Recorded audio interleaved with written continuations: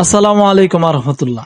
আপনি কি টিকটক জীবনে অসুখী? ভিডিওতে ভিউ হচ্ছে না, লাইক হচ্ছে না, আপনাকে রাস্তায় বের হওয়ার পরেও কোনো মানুষ জুতা দিয়ে বাড়ি দিচ্ছে না, অশ্লীল ভাষায় গালিগালাজ করতেছে না, তাহলে আপনি এখনই জয়েন হয়ে যান আমাদের টয়লেট গ্রুপে। আর ওই বাট্টা আমাদের ছোট ইউজার গ্রুপের ভিডিও দেখলে উপরে মারো টান।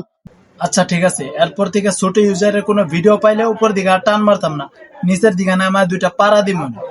रुको जरा सबर करो, बोला धक्का बुक्की नहीं करने का, आराम से लेने।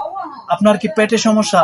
3 দিন যাবত কোনো বাথরুম হচ্ছে না, বাথরুম করে শান্তি পাচ্ছেন না, নাকি বাথরুমে যে নানান চিন্তা হচ্ছে, তাহলে আপনি টিকটকে যে এদের ভিডিও দেখতে পারেন। আমি জানি তোমার আইডি ফিউজ, তুমি আমার ভাই, আমি তোমার ভাই। ভাই আমি জানি আপনার আইডি ফিউজ, ভিডিওতে আসে না ভিউ। আমি বলবো আপনি আমাদের ছোট ইউজার গ্রুপে জয়েন দেন। আর এইরকম প্রতিবন্ধীদের কাজ দেখলে আমি সত্যি অবাক হয়ে যাই। সত্যি বলতে আমি তাদেরকে প্রতিবন্ধী বলে হিংসা করছি না বা ছোট করছি না বা এদেরকে অপমান করছি না। আমরা টিকটকারদেরকে প্রতিবন্ধী বলি, প্রতিবন্ধী বলে তাদেরকে গালি দেই, কারণ টিকটকারদের জন্য এইটাই প্রযোজ্য।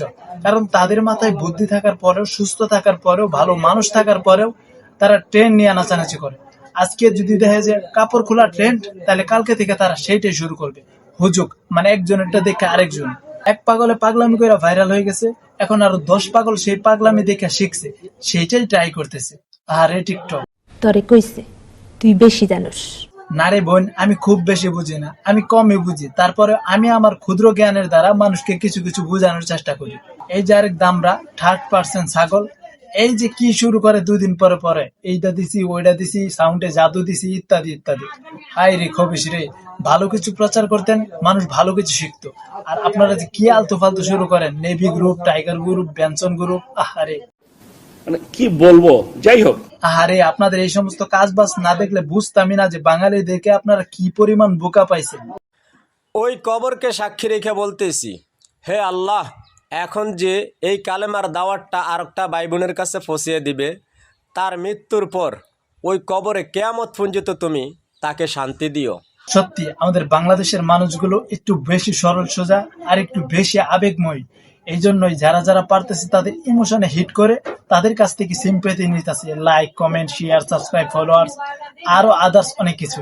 তো দেশি প্রতিবন্ধীদেরকে নিয়ে খুব বড় ভিডিও করলাম না। আপনারা যদি আরো বড় ভিডিও দেখতে চান তাহলে আমাদের কমেন্ট বক্সে কমেন্ট করুন, বা আপনারা এইটাও কমেন্ট করতে পারেন যে আগামীতে আপনারা কি ভিডিও দেখতে পারেন।